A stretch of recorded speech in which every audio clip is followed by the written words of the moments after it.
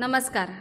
SSBT college of engineering and technology येथील biotechnology engineering विभागातून मी प्राध्यापक सारिका पवार व प्राध्यापक गौरव खोडपे बायोटेक्नॉलॉजी इंजिनिअरिंगविषयी विद्यार्थ्यांना असलेल्या शंकांचे प्रश्नोत्तर स्वरूपात निरसन करणार आहोत.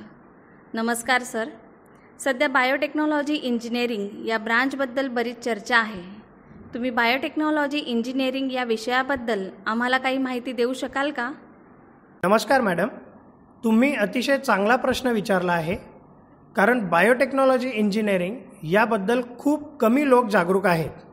अगदी सोप्या शब्दात सांगायचे झाले तर विविध सजीव व सूक्ष्मजीव यांचा उपयोग करून नवनवीन तंत्रज्ञान व बहुउपयोगी उत्पादने विकसित करणे म्हणजेच बायोटेक्नॉलॉजी किंवा जैवतंत्रज्ञान.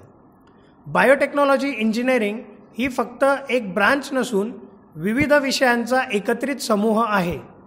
बायोटेक्नॉलॉजी इंजिनिअरिंगमध्ये genetic engineering, agriculture biotechnology, stem cell technology, food technology, medical biotechnology, pharmaceutical biotechnology, fermentation technology, molecular biology, mass transfer, heat transfer, chemical reaction engineering, bioprocess technology, bioinformatics, forensic sciences, stem cell technology, immunology अशा इत्यादी विषयांचा समावेश होतो.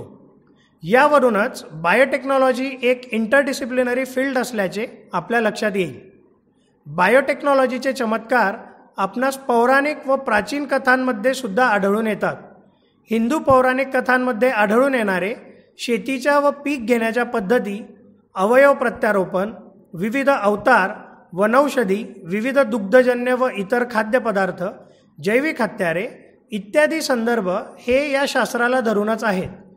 प्राचीन काळापासून वापरात असलेले हे जैवतंत्रज्ञान आज मानवाला शेती, आरोग्य, औषधी, खाद्य आपूर्ती, इंधन, कचरा व्यवस्थापन, गुन्हेगारी अशा इत्यादी क्षेत्रात भेडसावत असलेल्या समस्यांचे निराकरण करू शकते. धन्यवाद सर.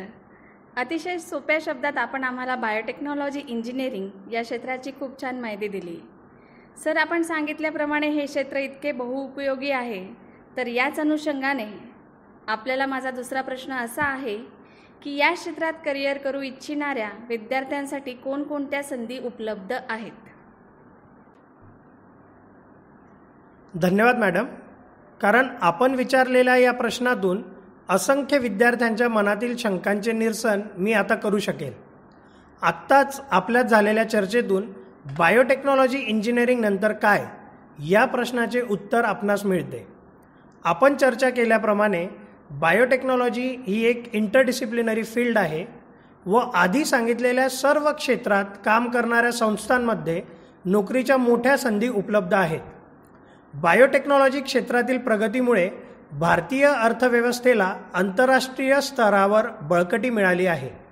भारत हा हेपेटायटिस बी या आजारावरील लसीचे सर्वाधिक उत्पादन करणारा देश आहे. भारताचा बायोटेक्नॉलॉजी उद्योगांमध्ये जगातील पहिल्या 12 राष्ट्रांमध्ये समावेश आहे. Association of biotechnology led enterprises यांच्या मते भारताची बायोटेक्नॉलॉजी उद्योगांची उलाढाल सन 2025 पर्यंत 6 लाख कोटी रुपयेपर्यंत होईल.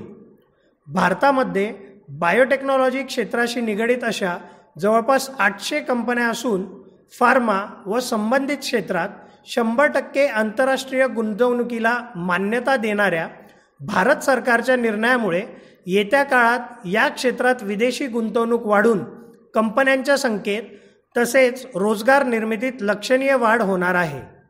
Biocon, Panacea Biotech, United Breweries, Zydus Cadila, Krebs Biochemicals, Godrej Foods, GlaxoSmithKline, Indian Immunologicals Limited, Novozymes, Doctor Reddy's Laboratories, Western Bio Organics, Ankur Seeds, Bharat Serum, Serum Institute, Emcure, Ajeet Seeds, Shantha Biotech, Pfizer, Reliance Life Sciences, Intas Pharma, Wockhardt Biotech, Embio, एनकॉर्ड, Wave Distilleries and Breweries, Arkray Healthcare, PPD Pharmaceutical, Jain Irrigation, Nirmal Seeds इत्यादी बायोटेक्नॉलॉजी क्षेत्रातील नावाजलेल्या कंपन्या सर्वश्रुत आहेतच.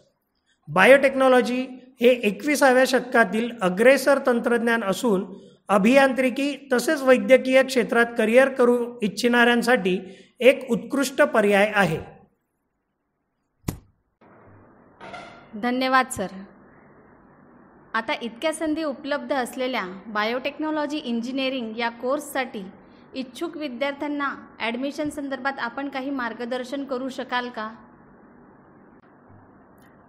नक्कीच मॅडम. बायोटेक्नॉलॉजी इंजिनिअरिंग या कोर्ससाठी ॲडमिशन घ्यायची असल्यास विद्यार्थ्यांना काही निकष पूर्ण करावे लागतात. यात सर्वप्रथम 12वीच्या परीक्षेत फिजिक्स, केमिस्ट्री व मॅथमॅटिक्स विषयात ओपन कॅटेगरीच्या विद्यार्थ्यांना 50% तसेच इतर सर्व कॅटेगरीच्या विद्यार्थ्यांना 45% गुण मिळवणे बंधनकारक आहे.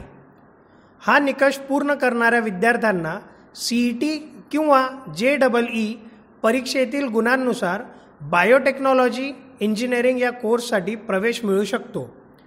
यासाठी त्यांना DTEद्वारा राबवण्यात येणाऱ्या सेंट्रलाइज्ड ॲडमिशन प्रोसेसमध्ये भाग घेणे आवश्यक आहे.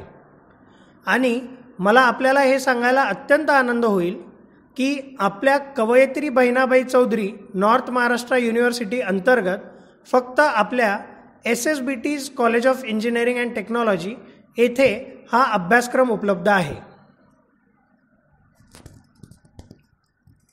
सर, आपण दिलेल्या उत्तरामधून विद्यार्थ्यांच्या मनातील बायोटेक्नॉलॉजी इंजिनिअरिंगबद्दलच्या शंका नक्कीच दूर होतील अशी मी आशा व्यक्त करते. धन्यवाद.